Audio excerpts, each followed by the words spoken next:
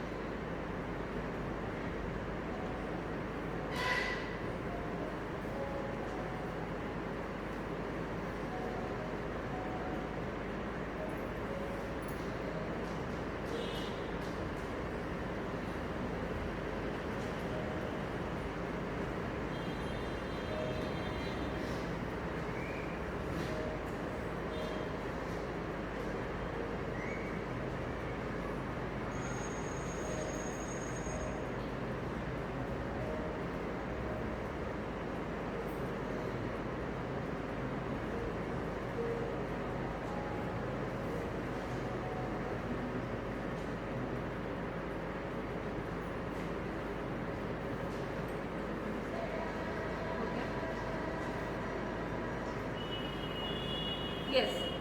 After seeing this video, we have just seen a class which was going on. It may be third or fourth class which is going on, and the question arises here that was the class an orderly class where the students focused, attentive on task, or we can say was the class a academic productive class? So the answer which we get here is a negative, कि नहीं ये class जो था जैसा हम सोचते हैं एक ऑर्डरली क्लास हो, फोकस्ड हो, वैसा ये क्लास नहीं था. So now let me come to my topic, and my topic is class management. So as teachers we are all very much acquainted with this word. बहुत ज़्यादा हम परिचित हैं इस वर्ड से, क्लास मैनेजमेंट. 1 minute में यस। पहले ये क्लियर कीजिए कि ये वीडियो अपने स्कूल का है या कहीं से लिया गया है? जी नहीं सर, ये अपने स्कूल का वीडियो नहीं है, ये मैंने YouTube से डाउनलोड किया। Okay, thank you.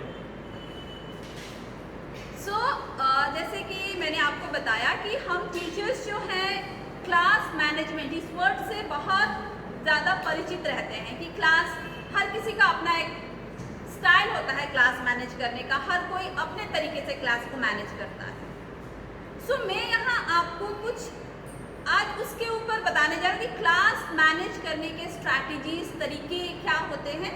सबसे पहले मैं स्टार्ट करूँ कि क्लास मैनेजमेंट आखिर होता है क्या।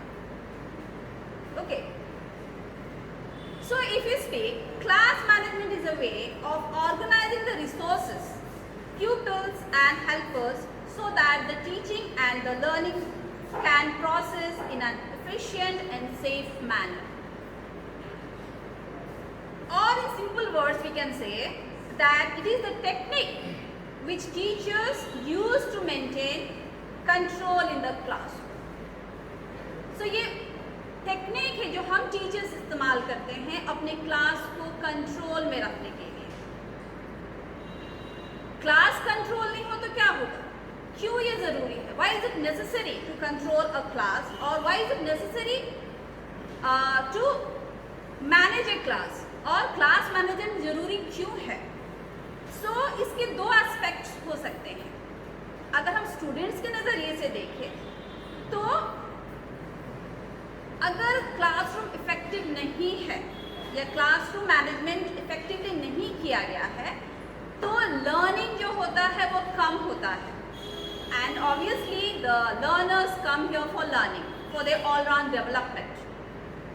अगर क्लास मैनेज नहीं है अच्छे से, ऑर्डरली, प्रॉपर वे में, तो लर्नर्स जो हैं वो इससे बेनिफिटेड, क्लास से बेनिफिटेड नहीं होते हैं। लर्निंग का जो प्रोसेस है वो प्रोसेस कहीं ना कहीं उसमें हिंड्रेंस आ रहा है या रिस्ट्रेन लग रहा है, उसको कहीं ना कहीं थोड़ी सी जो हम कहेंगे एकेडमिकली, अगर हम जो रिजल्ट्स चाहते हैं, जो गोल हमने सेट किया, उसको हम हासिल नहीं कर पाते हैं। तो ये स्टूडेंट्स के पॉइंट ऑफ व्यू से मैंने कहा। अब हम टीचर्स के पॉइंट ऑफ व्यू से क्या होना चाहिए क्लास मैनेजमेंट।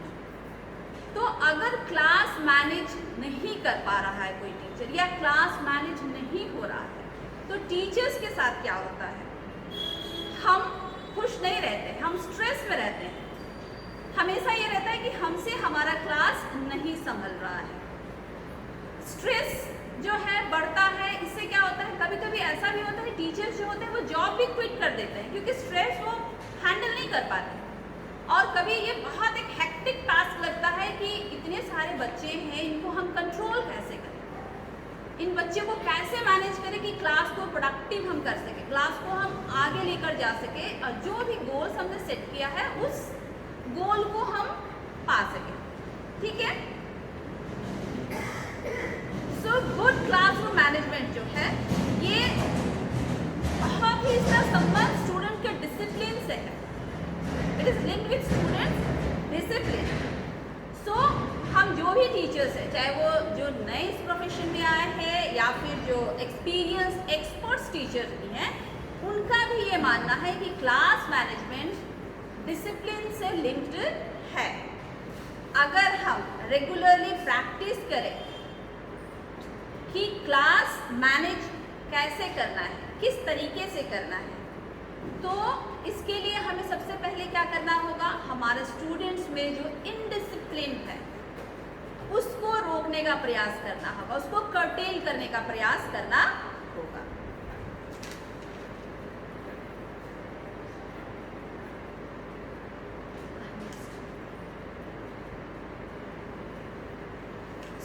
मैं यहाँ आप सबके बीच हूँ ताकि मैं डिस्कस कर सकूँ कि कैसे हम क्या करके क्लासरूम मैनेज कर सकते हैं। कुछ पॉइंट्स में डिस्कस करूँगी और मैं चाहूँगी कि आप लोग भी अपने व्यूज़ शेयर करें साथ में कि आप चूँकि टीचर्स हैं और काफ़ी दिनों से पढ़ा रहे हैं तो आपका अपना भी एक्सपीरियंस होगा कि कैसे क्लास को मैनेज किया जा सकता है। ओके, सो यहाँ क्लास मैनेजमेंट के कंपोनेंट्स जो दिए हुए हैं, first planning, second is behaviour, third is environment, fourth is expectations, फिर मटेरियल्स एंड देन एक्टिविटीज। तो सबसे पहले मैं आती हूँ प्लानिंग पे। तो एज ए टीचर जब हम बीएड कर रहे होते हैं तो सबसे पहले हम लोगों को टीचर बनने के लिए क्लास मैनेजमेंट तो है ही, हमारी प्लानिंग ज़रूरी होती है क्लास के लिए।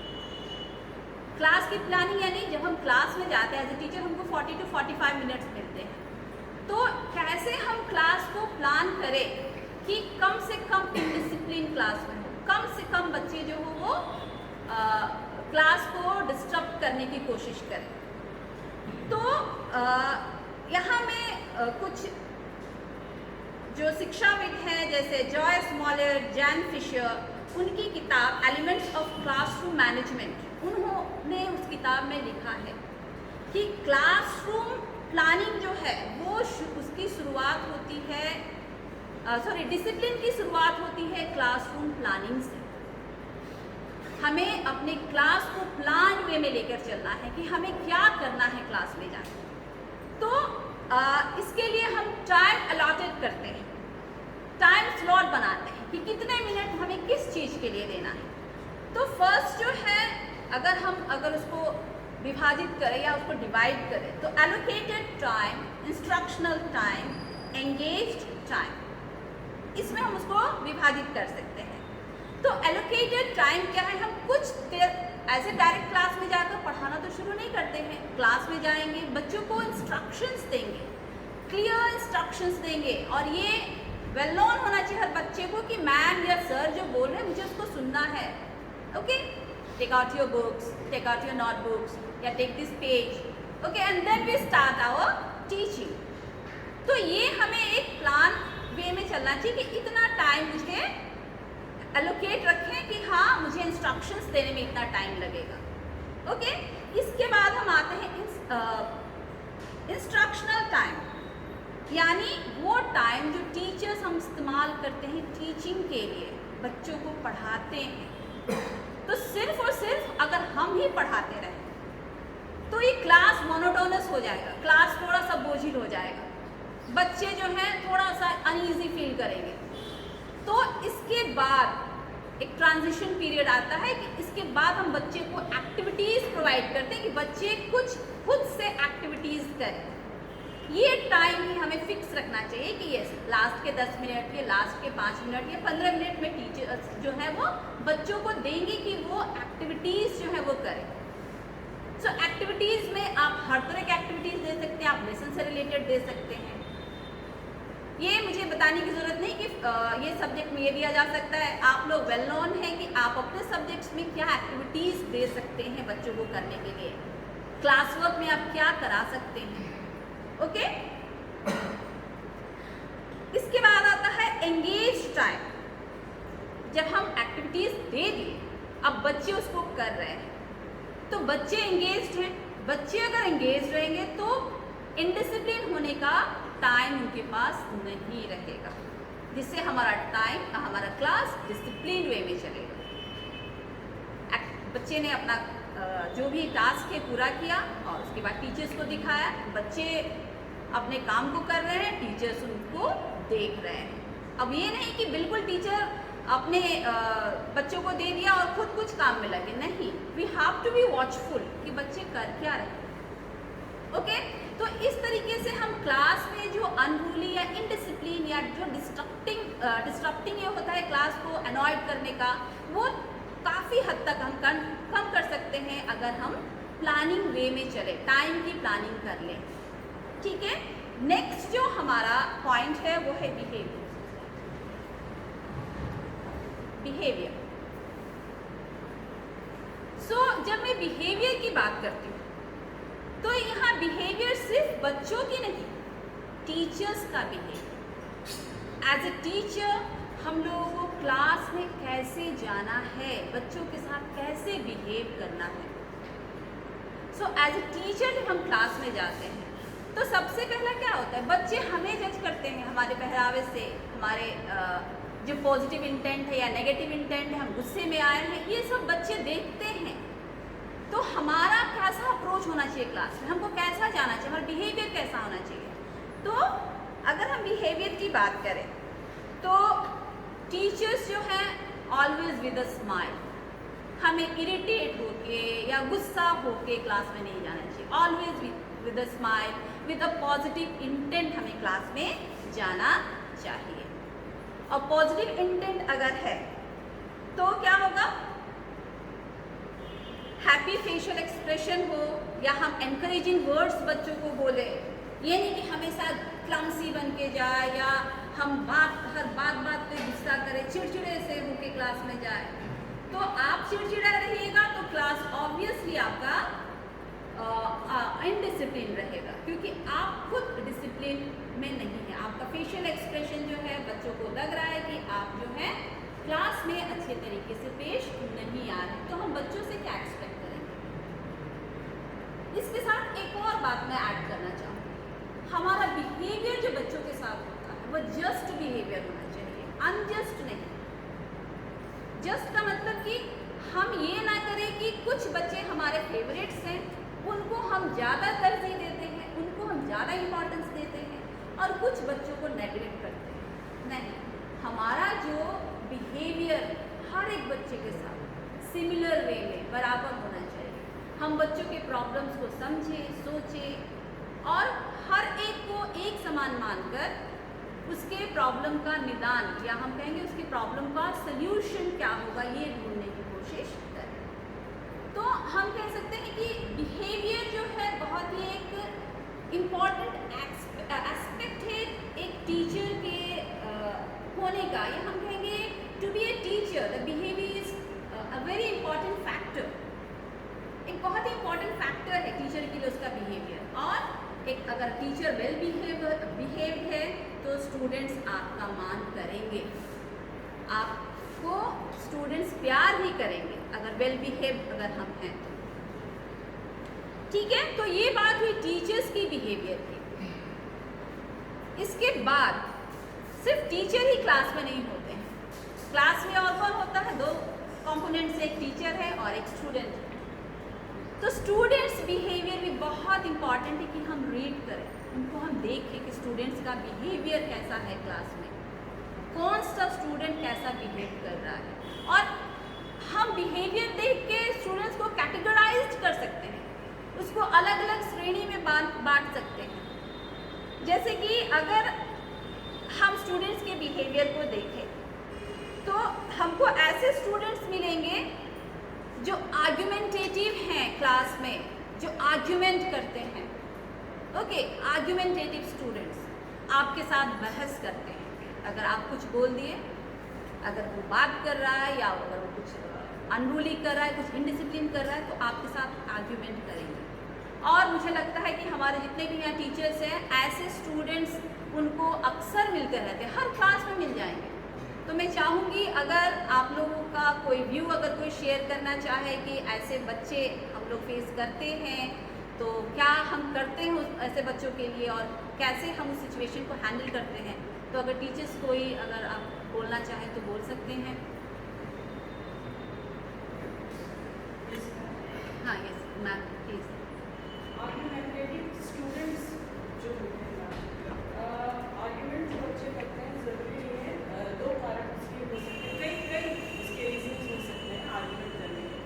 मे बी जो टीचर का स्टाइल है, तरीका है, वो पसंद नहीं आ रहा हो, या वो जो टॉपिक उनको एक्सप्लेन किया जा रहा है, तो मे बी हो सकता है कि वो उसको समझ में नहीं आ रहा हो, या उनको सही नहीं लग रहा हो, जो उनको कहीं और से मिला हो उस टॉपिक के बारे में जो भी जानकारी हो, तो वो दोनों को कंपेयर करते हैं।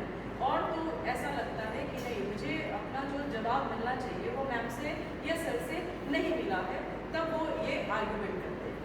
उसके बाद और भी कई फैक्टर्स हैं, जैसे हो सकता है कि उनका जो एनवायरनमेंट है, जो घर से कुछ ऐसे चीज़ें हैं जो पेरेंट्स से हो सकता है कि घर का माहौल जो है उनके अनुकूल नहीं हो, वहाँ पे कुछ प्रॉब्लम है जिसकी वजह से वो क्या हो गए हैं, आर्गूमेंटेटिव। ये रीज़न हो सकता है। तो क्या आर्गूमेंट करने वाले बच्चों को, आप चुप बच्चे को बिल्कुल नहीं कर सकते, कभी को नहीं, आप दबाव सही दे रहे हैं, क्या कर सकते हैं, हम सिर्फ इन्फ्लुएंस कर सकते हैं बच्चों को, अपने जवाब से उसको शांत कर सकते हैं। किसी मतलब ऐसा जवाब देंगे, अगर आज नहीं दे पाए अगर जो भी टॉपिक पढ़ाया जा रहा है वो सेटिस्फाई नहीं है तो क्या करेंगे, उनको हम कल के लिए, चलो आज नहीं हो पाया इतना अच्छा जवाब अगर आपको नहीं मिल पाया, ठीक है हम इसके बारे में आपको कल बताएंगे और अच्छे से। तो ऐसा हो सकता है कई बार टीचर्स को बच्चे पसंद नहीं करते हैं। पसंद नहीं करने का एक यही तरीका, या तो वो बच्चे जैसे एक यहाँ कहीं बात कि किसी ने कहा है कि अगर एक हरा भरा पेड़ है और रोज उसको ऐसा कह रहा है कि तुम ऐसे हो तुम ऐसे हो, मतलब ये पेड़ ऐसा है, खराब है, इससे कोई फायदा नहीं है, नुकसान है, तो क्या होता है वो हरा भरा पेड़ भी सूख जाता है। तो उसको हम बच्चों से रिलेट करें कि अगर हम एक बच्चे को, या क्लास के कई ऐसे बच्चे जो आर्ग्यूमेंट करते हैं या जो मिस्टीरियस बिहेव करते हैं, अगर उसको हम बार बार एक ही बच्चे को आपने टारगेट करा है और ऐसा करेंगे तो वो आर्ग्यूमेंटेटिव हो जाएंगे और उनका बिहेवियर बिल्कुल ही खराब हो जाएगा। हो सकता है कि इसका इफेक्ट जो शायद वो बच्चा पढ़ने में अच्छा हो, वो हो सकता है कि जाके अच्छा ना करे आगे।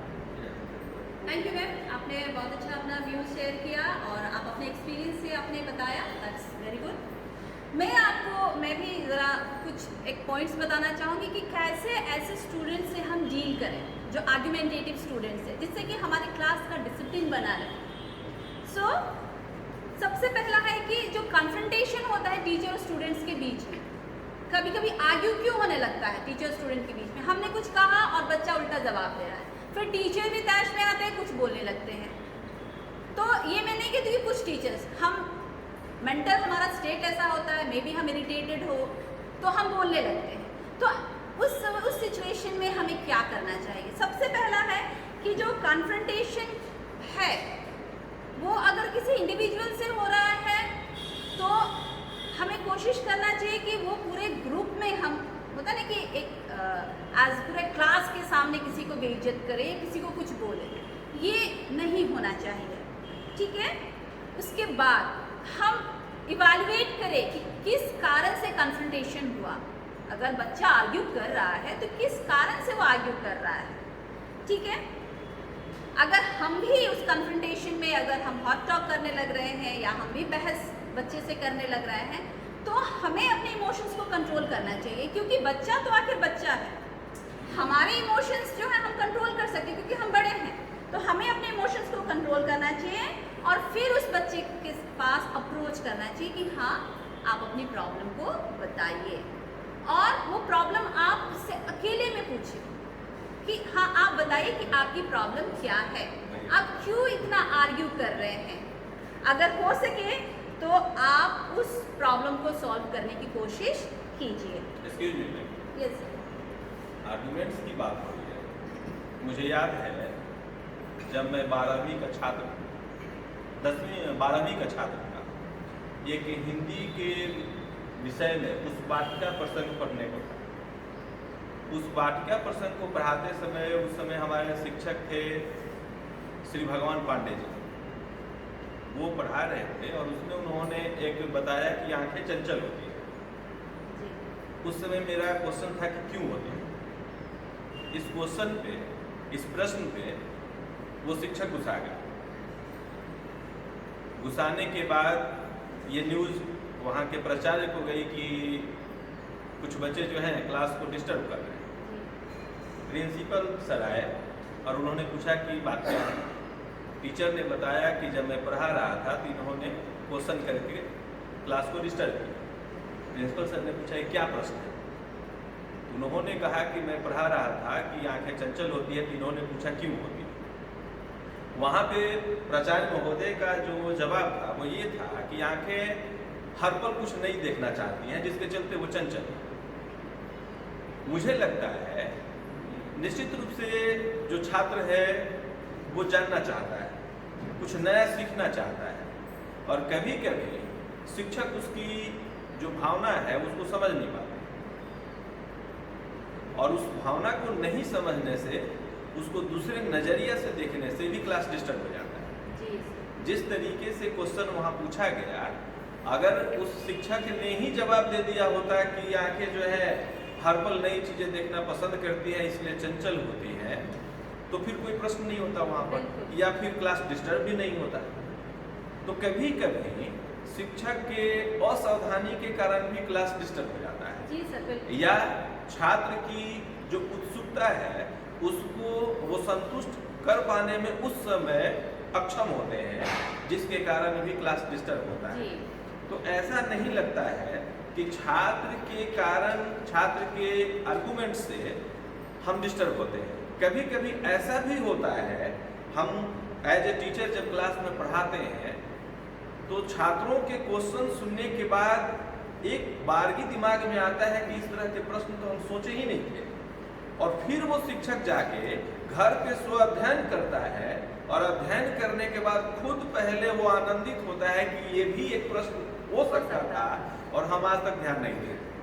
फिर वो अगले दिन जब आता है तो बड़ी उत्सुकता से उस बच्चे को ढूंढता है, क्योंकि वही बच्चा उनके स्वाध्याय का कारण बनता है।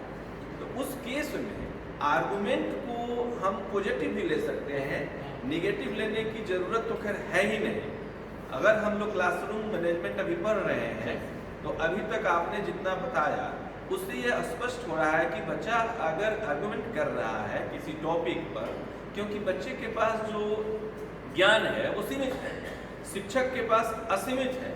शिक्षक जो कुछ भी सप्लाई करता है और सोचता है कि इसी से बच्चा संतुष्ट हो जाएगा, तो बच्चा पहले अपने सीमित ज्ञान से उसकी तुलना करता है। जैसे ही उसकी तुलनात्मक अध्ययन कंप्लीट होती है, पूर्ण होती है, वहाँ पे वो शांत हो जाता है और बड़ी खुश होता है। तो बच्चे की आर्गुमेंट जो है कहीं ना कहीं हमारे क्लास को और बेहतर भी बनाता है, बाकी बच्चों के लिए भी बेहतर होता है, और वो क्षण शिक्षक के लिए और छात्र के लिए दोनों के लिए आनंददायक होता है। थैंक यू सर, आपने बहुत अच्छे से समझाया कि पॉजिटिव वे में भी हो सकता है। ठीक है, हाँ सर, आप कुछ बोलना चाह रहे थे? जी, मैं कहना चाह रहा हूँ कि हम बहुत दिनों से शिक्षक का काम कर रहे हैं, टीचिंग लाइन में है। तो एक स्कूल का एक्सपीरियंस है कि जब मैं वहाँ पढ़ाने के लिए गया था तो अटेंडेंस प्रिंसिपल सर का आदेश और प्रिंसिपल मैम का आदेश हुआ कि आप बायोलॉजी के क्लास में चलेंगे। इस स्कूल का आदेश नहीं बनता सर, ये दूसरे स्कूल का है। ठीक है। तो उसमें बायोलॉजी के क्लास में हम गए, क्लास 10 का क्लास था, कंबाइंड क्लास चल रहा था। कभी कभी हमारा सकारात्मक उत्तर भी आर्गुमेंट का कारण बनता है और सही उत्तर भी आर्गुमेंट का कारण बनता है।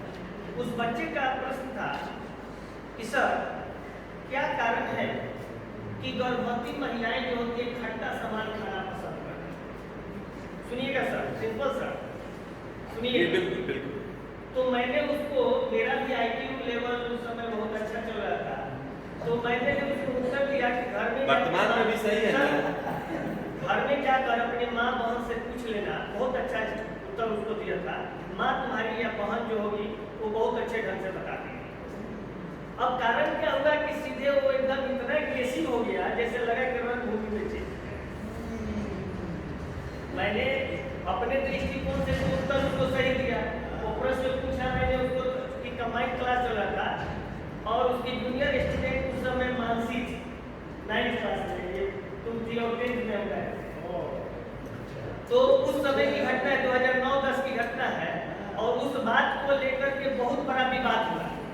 ठीक है, तो कभी कभी ऐसा भी होता है, जैसे मान लीजिए इस तरह की घटना हो जाती है तो बदल ही जाएगा, आर्गुमेंट होगा ही निश्चित। तो इससे आर्गुमेंट से घबराना नहीं चाहिए टीचर को। वो होते रहते हैं, आते जाते रहते हैं, बहस होते हैं, लेकिन सकारात्मक उत्तर देना एक टीचर का काम बनता है। जिस वे में हो उसी में उसको उत्तर मिलना चाहिए। तो सर ने बहुत अच्छे से समझाया कि कैसे आर्गुमेंटेटिव स्टूडेंट से हम डील कर सकते हैं और सही तरीके से कैसे डील कर सकते हैं। ठीक है, तो मैं और भी कुछ आपको बताना चाहूँगी कि हाँ, एक तो है जो सर ने कहा, सर ने भी कहा, प्रिंसिपल सर ने, कि बोलने का मौका बच्चों को दिया जाना चाहिए, कि बच्चे अपनी बात को रख पाए, बच्चे अपनी बात को बोले। आर्ग्यूमेंट कर रहे हैं तो अपनी बात को रख रहे हैं, और उसकी दृष्टिकोण भी या उसका पॉइंट ऑफ व्यू भी सही हो सकता है, हमें ये भी समझना चाहिए।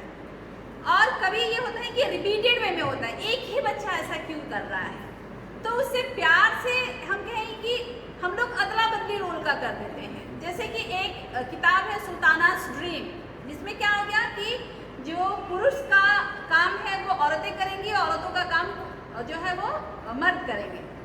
तो ये जो है सेम वे में अगर हम करें बच्चों से कि ठीक है आज मैं स्टूडेंट बनती हूँ, तुम टीचर बन जाओ, और रोल प्ले को हम लोग रेसिप्रोकेट कर देते हैं कि उल्टा पुल्टा कर लेते हैं। तब आप मेरी जगह पर खड़े होकर देखो कि जब आर्ग्यूमेंट्स जब करते हो आप लोग तो टीचर को कैसा फील होता है। तो ये तब हम कर सकते हैं जब कोई बच्चा रिपीटेड वे में हर समय एक ही बच्चा क्यों आर्ग्यूमेंट में आता है, ठीक है, हम तब उसको प्यार से इस बात को समझा सकते हैं और ये रोल प्ले कर भी सकते हैं। इसके अलावा अगर हम में कोई गलती है, ये नहीं कि मैं टीचर हूँ मैं गलत हो ही नहीं सकता, अगर हमारी कहीं कोई गलती है तो हम एडमिट करें बच्चे से कि हाँ बेटा गलती मुझसे हो गई, अगर तुमने जो बात कही सही है और मैं ये एडमिट करती हूँ कि गलती मुझसे हो गई, तो बच्चा वहाँ शांत हो जाता है। बच्चा उस वक्त बच्चा टीचर को ऐसा नहीं जज करता कि नहीं आप गलत है तो आप गलत है, बच्चे को बस अपना पॉइंट ऑफ व्यू प्रूव करना होता है। तो हम इस तरीके से आर्गुमेंटेटिव स्टूडेंट से डील कर सकते हैं। अब जो दूसरा आ रहा है वो है बोस्टफुल अटेंशन सीकिंग स्टूडेंट्स। तो ये स्टूडेंट्स हम ज़्यादातर कहाँ देखते हैं? ऐसे स्टूडेंट्स जो बात बात पे डींगे मारना या फिर अटेंशन टीचर का अपनी ओर करना। तो ये ज़्यादातर हम जब प्रेपरेटरी सेक्शंस में जाते हैं या फिर हम 1, 2, 3 सेक्शंस में जाते हैं तो वहाँ ऐसे बच्चे हमको मिल जाते हैं। तो मैं चाहूँगी कि हमारे प्रेपरेटरी टीचर्स जो हैं वो अगर ऐसा कुछ वाकया उनके साथ हुआ हो तो हमें बताएं और क्या उन्होंने किया। नजदीक आ जाइए। मैम इधर आ जाइएगा। कभी सोचा है कि छोटे बच्चे अपना ध्यान आकर्षित करने के लिए बहुत तरह की एक्टिविटी करते हैं जी। अमूमन हम लोग को आए दिन देखने को मिल भी जाता है, लेकिन हमारा कोई सच में बहुत शरारती भी होते हैं। हम लोग उसको मैनेज करने के लिए अपने क्लास का जो वर्क सारा है हैंडल करने के लिए उसको हम लोग डाल देते हैं। बेटे आज आपको ये लेसन बताना है कि मैंने आपको क्या समझाया, ताकि पता चलेगा कि आपने क्या सीखा और आपसे बच्चे ने क्या सीखा। दूसरा तरीका हम लोग करते हैं आज का मॉनिटर आप करिए ताकि क्लास आपसे मतलब कंट्रोल हो सके। तो बच्चे में लगता है कि अरे मैम ने मुझे झूठ किया, उसका आत्मविश्वास बढ़ता है और वो जो भटकाव है वो एक जगह कंट्रोल में आता है और बच्चा थोड़ा हमको लगता है अपने मतलब कैसे कि नियंत्रित होता चला जाता है। उसको हम इंकरेज करते हैं ना कि डिस्करेज करते हैं कि तुमने ऐसे क्यों किया, 2 थप्पड़ लगा। जितना प्यार से हम उसको समझा सकते हैं ताकि वो अपने आप को ले आए, क्योंकि इस दौरान बच्चों का सामवेगिक विकास बहुत चरमोत्कर्ष पे होता है। उसको कंट्रोल करना एक शिक्षक की भूमिका में होता है। Yes, thank you ma'am. Ma'am ने बहुत अच्छे से बताया कि कैसे ऐसे बच्चों से हमें डील करना है जो बहुत बोस्टफुल या अटेंशन सीकिंग होते हैं कि टीचर का ध्यान मेरे पे ही रहे। मैम मैं ये बताऊँ, मैम मैं वो बताऊँ, सारा वक्त मैम ही करते रहते हैं वो बच्चे। तो ऐसे बच्चों को सबसे पहले हम क्या कर सकते हैं कि जैसे मैम ने कहा कि उनको क्लास में रिस्पॉन्सिबिलिटी दे सकते हैं, कोई ना कोई रिस्पॉन्सिबिलिटी। जैसे कि टेस्ट के पेपर्स आए, चलो तुम पेपर डिस्ट्रीब्यूट कर दो, चलो तुम डस्टर कहाँ है जी बताओ, या चौक कहाँ है लेकर आओ। तो इस तरीके के हम रिस्पॉन्सिबिलिटी वाले काम उनको देकर हम उनको लगता है कि टीचर्स मेरे पे ध्यान दे रहे हैं और वो उसमें खुश रहते हैं, फिर वो प्रॉब्लम क्लास में क्रिएट नहीं करते। इसके अलावा कुछ हम रूल्स सेट कर सकते हैं छोटे बच्चों के साथ कि कैसे क्लास में आपको बिहेव करना है। जैसे कि सबसे पहले हम कह सकते हैं raise your hand before you talk. आपको अगर बात करनी कुछ कहना है तो पहले आप हाथ उठाइए कि मैम मुझे कुछ कहना है। इससे रिकॉग्नाइज होगा कि यस दैट बॉय वांट्स या that girl wants to say something, ठीक है। Wait to be called on. और एक साथ कई बच्चे अगर हाथ उठा रहे तब अपनी बारी का इंतजार करें कि हाँ मुझे कब बोलना है, टीचर मुझे कहे तब। तो ये बच्चों को हमें बताना होगा। ये हम चार्ट भी बनाकर टांग सकते हैं छोटे बच्चों के क्लास में कि how should you behave in class. एक और अच्छी सीख हम बच्चों को दे सकते हैं। जैसे अभी इसके पहले वाले सेशन में सर ने कहा कि children must learn to be a good listener. बच्चों को लर्निंग से पहले वो जो कह रहा है उसको सुनने का पेशेंस होना चाहिए या सुनना सीखना चाहिए।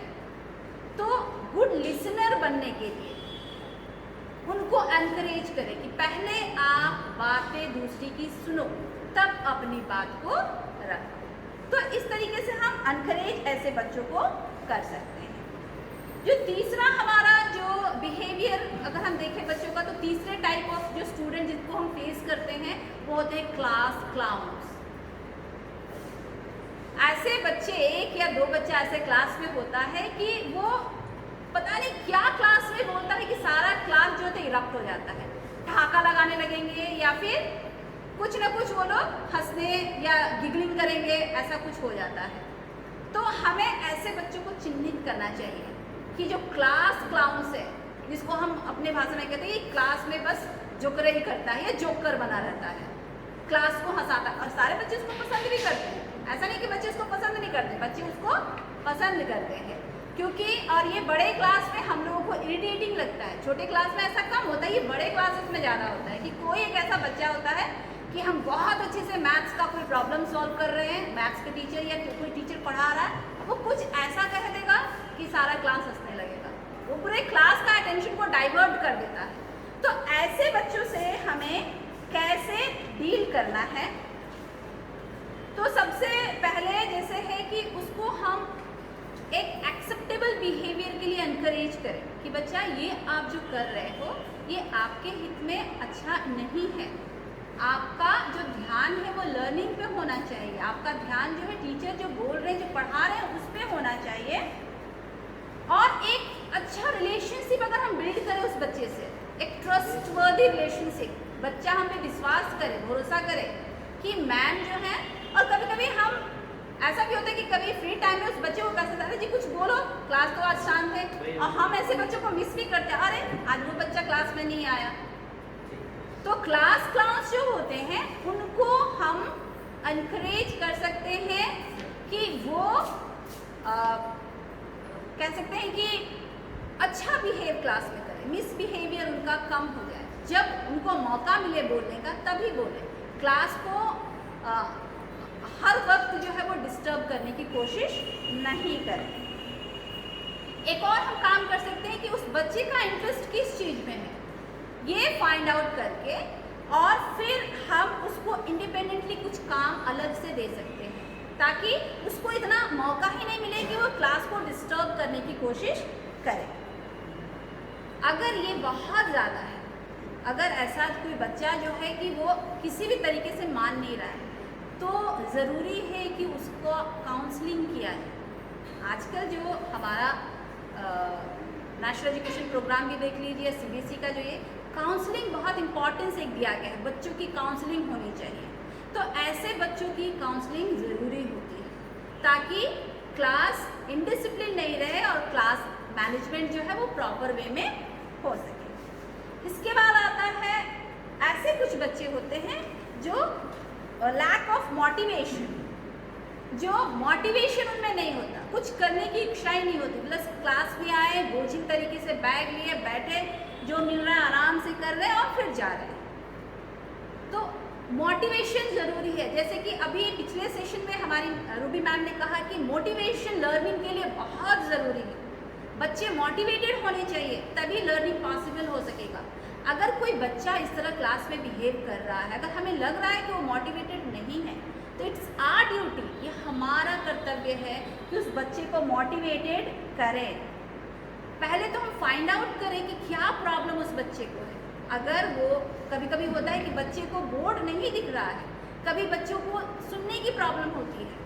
जैसे हमने बहुत सारा फिल्म ऐसा आया, जैसे डिस्लेक्सिया को लेकर फिल्म बना तारे ज़मीं पे, बच्चे की पढ़ने की पढ़ नहीं पा रहा है, वो ग्रैब नहीं कर पा रहा है, लेकिन टीचर्स इससे अनभिज्ञ हैं, टीचर्स नहीं समझ पा रहे। तो मेन प्रॉब्लम की जड़ में हमें जाना चाहिए और जड़ में जाकर हम बच्चे को मोटिवेट कर सकते हैं, प्रॉब्लम जान के बच्चे को मोटिवेट कर सकते हैं कि वो बच्चा कैसे आगे बढ़ सकता है, लर्निंग में पार्टिसिपेशन उसका कैसा हो, कैसा जो एकेडमिक रिजल्ट्स या हम कहेंगे जो आउटपुट्स हम बच्चे से चाहते हैं उन आउटपुट्स को हासिल हम कर सकें। इसके अलावा कभी कभी बच्चे को लगता है कि हम क्लास में अलग हैं, हमारी कोई ज़रूरत नहीं है। बच्चे को ऐसा नहीं फील होने देना चाहिए कि वो अनवांटेड है क्लास में, है ना, कि कॉर्नर आउट है वो बच्चा। नहीं, हम उस बच्चे को मोटिवेट कर सकते हैं, उससे हम बार बार क्वेश्चन पूछ सकते हैं, उसके पास जाकर बच्चे क्या बनाया तुमने, क्या प्रॉब्लम है तुम्हें, तो उस बच्चे को लगेगा कि yes I am also important part of the class, और बच्चा का इंटरेस्ट जो है वो फिर से जागृत होगा पढ़ने में, लर्निंग में, फिर से वो इंटरेस्टेड हो जाएगा।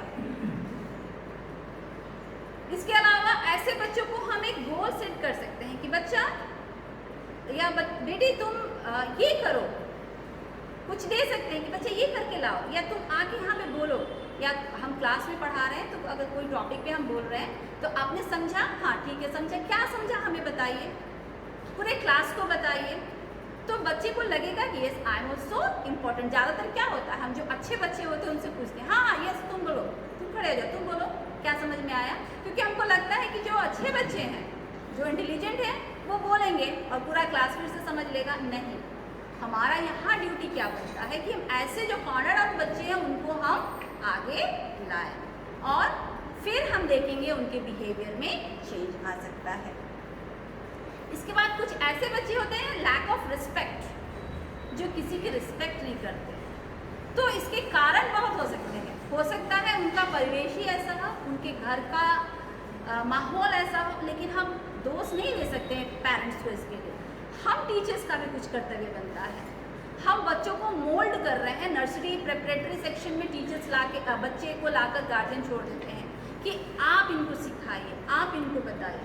तो ये हमारा भी कर्तव्य बनता है कि जो स्टूडेंट्स जो हैं, जो रिस्पेक्ट नहीं करते टीचर्स की या एल्डर्स की, उनको हम मोल्ड करें, उनको हम सिखाएं कि आप रिस्पेक्टफुल बिहेवियर में आइए, और ये क्यों ज़रूरी है ये भी बताइए। रिस्पेक्टफुल बिहेवियर क्यों ज़रूरी है ये हम बता सकते हैं। और ये मैं सोचती हूँ कि हमारे जो जूनियर सेक्शन के टीचर्स हैं वो ऐसे बच्चों से ज़्यादा डील करते हैं और उनको वो मोल्ड भी करते हैं। और हमारी तरफ आते आते सीनियर सेक्शन में आते आते ठीक है, बच्चे नाम के लिए रिस्पेक्ट शो करते हैं, मे बी अंदर से रिस्पेक्ट हो ना हो ये अलग बात है, ठीक है। तो ऐसे बच्चे से हम कैसे डील कर सकते हैं, लैक ऑफ रिस्पेक्ट वाले से हम उनको मोल्ड कर सकते हैं, उनके बिहेवियरल प्रॉब्लम को समझ सकते हैं, उनके घर के प्रॉब्लम को भी समझ सकते हैं कि किन कारणों से ये बच्चा ऐसा है। इसके बाद आता है एनवायरनमेंट, क्लासरूम एनवायरनमेंट। जो हमने वीडियो देखा कुछ समय पहले, उसमें हमने क्या देखा कि क्लासरूम एनवायरनमेंट जो था वो बहुत कंजीनियल बच्चों के लिए नहीं था, चाइल्ड फ्रेंडली नहीं था।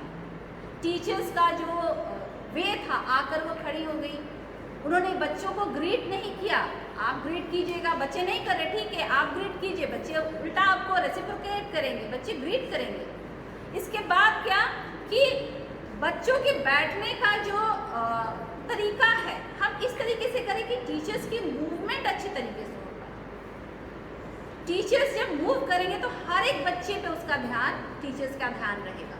तो क्लासरूम एनवायरनमेंट बहुत ज़रूरी है। इसके अलावा क्लासरूम में जैसे कि कुछ समय पहले जब हम लोग कर रहे थे लर्निंग स्टाइल्स में, तो वहाँ पे एनवायरनमेंट की बात हुई। एनवायरनमेंट में बच्चा का जो क्लासरूम है वो कैसा है, हर एक सेक्शन के लिए, प्रेपरेटरी के लिए अलग होता है, जूनियर सेक्शन के लिए अलग होता है, सीनियर सेक्शंस के लिए अलग होता है। तो वो एनवायरनमेंट जो है वो टीचर्स जो है बच्चों को देने की कोशिश करें। अगर बच्चों को वैसा एनवायरनमेंट मिल रहा है तो बच्चा जो है फ्रूटफुल वे में एकेडमिक्स में हिस्सा लेगा और हमारा क्लास मैनेजमेंट एकदम दुरुस्त रहेगा, सही तरीके से चलेगा, ठीक है। इसके बाद आते हैं हम लोग एक्सपेक्टेशंस पे। एक्सपेक्टेशंस, हम क्या एक्सपेक्ट करते हैं बच्चों से? हम एक्सपेक्ट बच्चों से क्या करते हैं, कभी कभी कुछ ऐसे क्लासेस होते हैं जो पहले से हम सोच के जाते हैं कि ये क्लास जो है बहुत परेशान होने वाली हूँ मैं, आप इस घंटे में मैं एकदम परेशान हो जाऊँगी, ये सोच के हम लोग जाते हैं। मैं नहीं, सारे टीचर जाते होंगे। कुछ क्लासेस को हम ऐसा मानते हैं कि ये क्लास में इंडिसिप्लिन करेंगे या हमें परेशान करेंगे, तो ये नहीं होना चाहिए। हम हमेशा पॉजिटिव एक्सपेक्टेशंस लेकर क्लास में जाएं। हम हमेशा ये सोच के जाएं कि हम जो बच्चे हैं उनको हम अच्छा मान रहे हैं। यस, आप बहुत अच्छे बच्चे हैं, आप बहुत अच्छे से मेरे साथ कोऑपरेट करेंगे, आप जो मैं पढ़ाऊंगी वो आप सुनेंगे, या आप जो कहेंगे मैं सुनूंगी। तो एक्सपेक्टेशंस हम हाई रखें बच्चे से, चाहे एकेडमिक्स के मामले में ही क्यों ना हो। अगर हम सोचेंगे कि ये बच्चा तो फेल ही होने वाला है, इस पर इतना मेहनत करके क्या फ़ायदा, ऐसा नहीं होना चाहिए। हम हमेशा ये एक्सपेक्टेशन रखें कि हर एक बच्चा जो है वो बहुत अच्छा करेगा, एग्ज़ाम बहुत ऊपर जाएगा, हम उसके लिए मेहनत करेंगे। तो हमारा एक्सपेक्टेशंस जो है ऐसे बच्चों के लिए हाई होना चाहिए, ताकि बच्चे का जो हम कहेंगे लर्निंग प्रोसेस चलता रहे और क्लास मैनेजमेंट हमारा जो है वो सही तरीके से रहे। तो एक्सपेक्टेशंस को लेकर अगर आप कोई अपना व्यू शेयर करना चाहें कि आप जो बच्चे को से एक्सपेक्ट करते हैं और नहीं पाते हैं, तो आप कैसे क्लास को मैनेज करते हैं, तो आप कर सकते हैं। कोई टीचर्स अगर चाहें।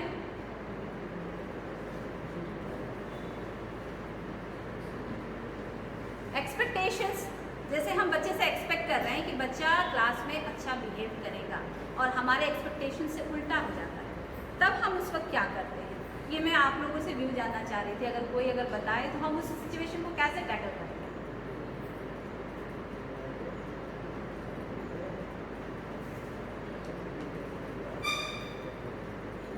ओके, ठीक है, हम आगे बढ़। हाँ sir, yes sir, please. Expectation जो है मैडम, दो एक्टिविटी चलती है इधर क्लास में।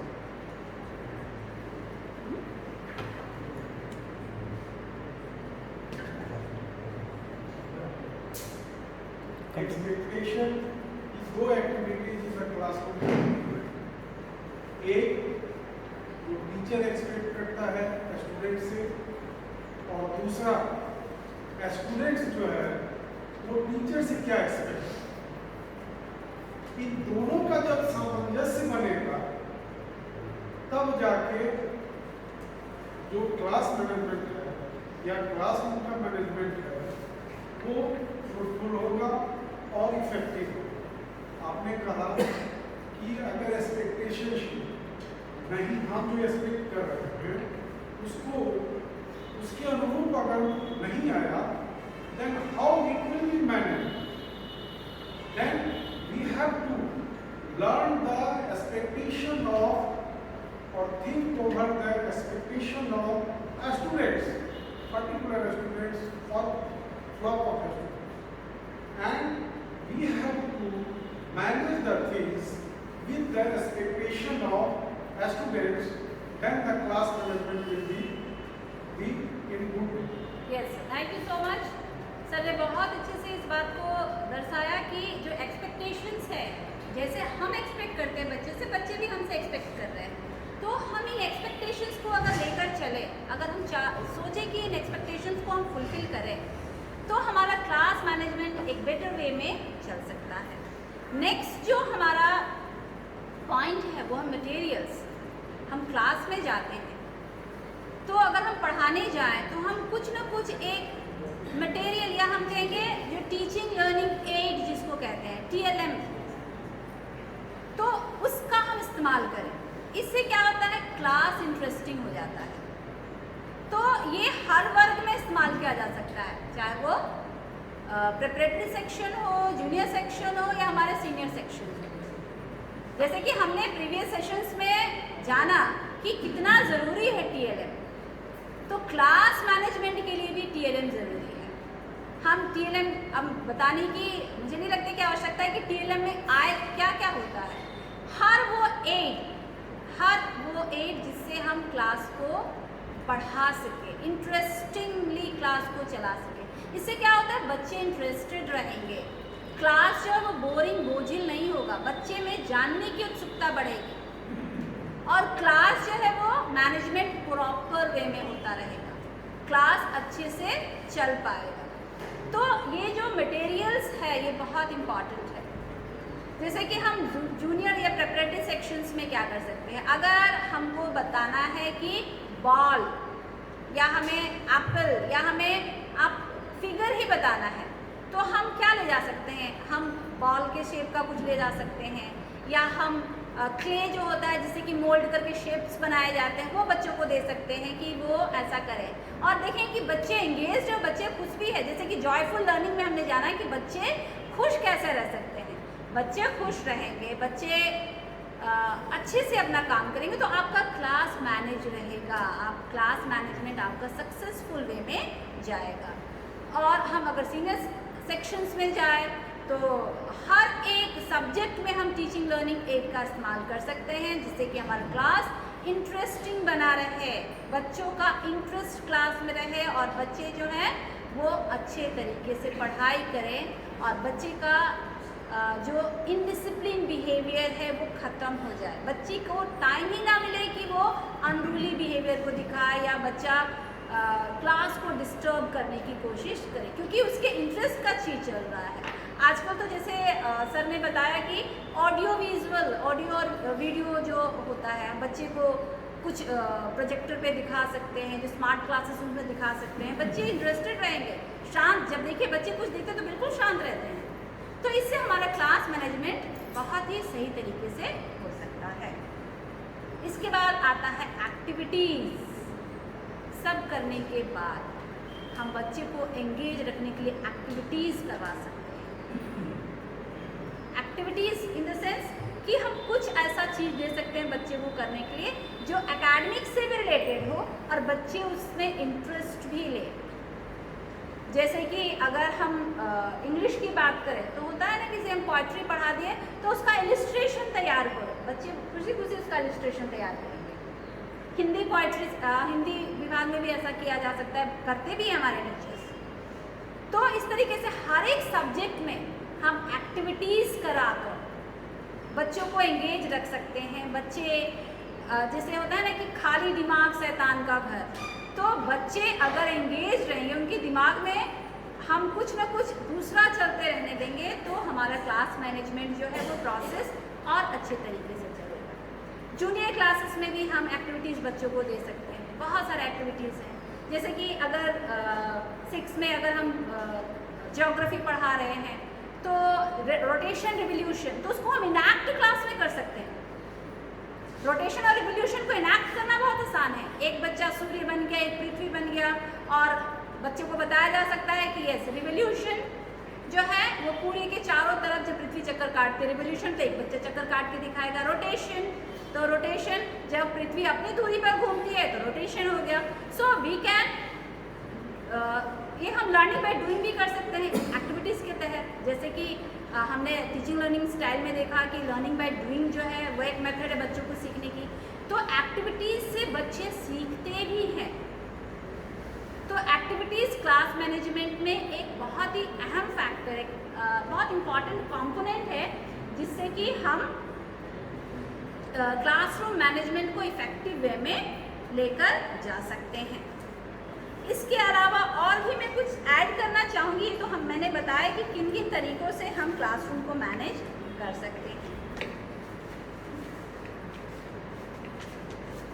ओके, इसके अलावा और क्या करके हम क्लास मैनेजमेंट को और इफेक्टिव कर सकते हैं, इसके बारे में कुछ और मैं बोलना चाहूँगी। तो सबसे पहला है कि हम क्लासरूम के रूल्स फाइनलाइज कर लें एज ए क्लास टीचर। ये मैं क्लास टीचर को ज़्यादा इसमें इंपॉर्टेंस दे रही हूँ कि क्लास के रूल्स एंड रेगुलेशंस कैसे होने चाहिए। एक तो मॉनिटर जो है वो आपकी हेल्प करेगा ही। क्लासरूम में रूल्स एंड रेगुलेशंस यानी कितने होते हैं ना बच्चे कि वो बार बार बाहर जाना चाहते हैं, तो एक पीरियड में आप एक बार बाहर जा सकते हैं, या एक पीरियड में 4 बच्चे ही बाहर जा सकते हैं। ये मॉनिटर जो सब्जेक्ट टीचर है उनको इन्फॉर्म कर सकता है। तो ये क्या हो गया कि जो टीचर क्लास में है वो मैनेज कर पाएगा अपनी क्लास को अच्छे तरीके से। इसके बाद हम कह सकते हैं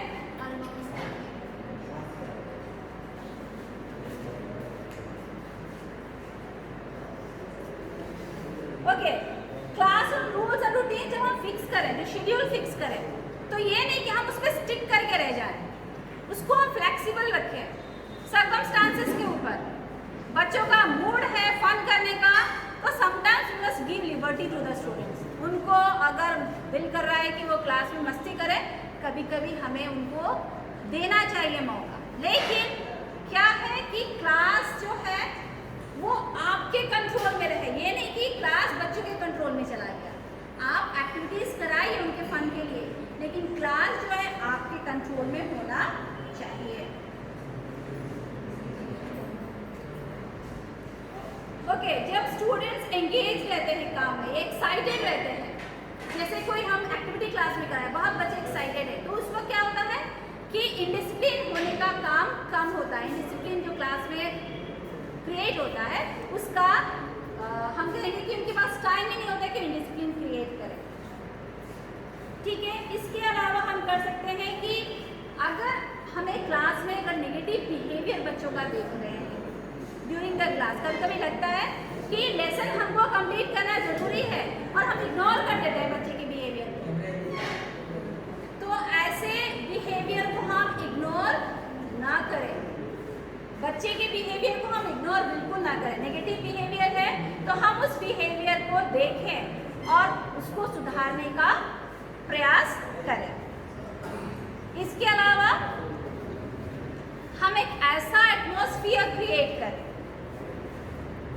जिसमें बच्चों को लगे कि हम सेफ हैं, सेफ हैंड्स में हैं। स्कूल का एटमॉस्फेयर ऐसा होना चाहिए, क्लास का एटमॉस्फेयर ऐसा होना चाहिए कि बच्चे को लगे कि हम सेफ हैंड्स में। ये जो टीचर हैं हमारे पेरेंट्स से कम नहीं है। हमें कहीं भी कोई भी अगर दिक्कत आ रही है या हमारी कोई प्रॉब्लम है तो हम फ्रीली अपने टीचर के पास जा सकते हैं, उनसे कह सकते हैं। तो ये क्या हो गया, ट्रस्ट बिल्ड करना बच्चों के साथ। आप अगर ट्रस्ट बच्चों के साथ बिल्डअप कर रहे हैं, that means you are an efficient teacher, you can manage your class very effectively. बच्चे आप पे विश्वास कर रहे हैं, बच्चे आप पे भरोसा कर रहे हैं। ठीक है, हाँ, इसके अलावा क्लासरूम डिजाइनिंग, कभी कभी क्या होता है कि क्लासरूम की डिजाइनिंग हम अपने तरीके से करते हैं, या एक मैनेजमेंट का रूल होता है कि क्लास में ये चीज़ नहीं होगा, ये चीज़ होगा। तो वो एक एनवायरनमेंट जो क्रिएट होता है बच्चे के लिए, बच्चे को कभी मौका देना चाहिए कि आप अपने क्लासरूम को कैसा देखना चाहते हैं, डिज़ाइनिंग कैसा आपका क्लासरूम का होना चाहिए, आप क्या चीज़ देखना चाहते हैं। कभी उनको मौका दिया जाए कि आप अपनी क्लास को सजा कर दिखाएं। ये क्लासरूम मैनेजमेंट का जो मैं जो फैक्ट ये जो आपको बता रही हूँ, ये क्या for creating fun in class, बच्चों को बोझिल नहीं लगे। आप अगर सिर्फ मोनोटोनस वे में बच्चों को पढ़ाते जाएंगे तो उनको आप क्लास को आप कंट्रोल नहीं कर सकते। उनको आप मौका दें कि वो बोले, उनको मौका दें कि वो करें, तो क्लासरूम कंट्रोल करना या मैनेज करना या डिसिप्लिन क्लासरूम रखना बहुत हम कहेंगे कि आसान हमारे लिए हो जाएगा।